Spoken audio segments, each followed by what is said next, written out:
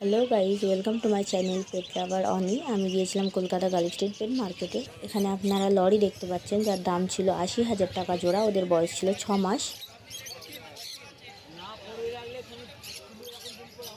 এখানে আপনারা বর্দি দেখতে পাচ্ছেন, যার দাম ছিল ৪৫০ টাকা জোড়া। ওরা সবাই ছিল অ্যাডাল্ট।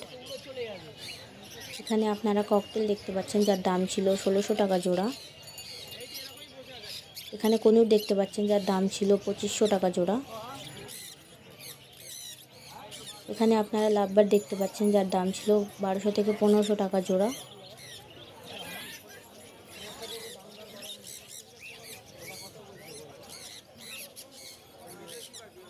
এখানে আপনারা আপনাদের পাখির জন্য বিভিন্ন রকমের খাঁচা নিতে পারবেন, যেমন আপনাদের পছন্দ।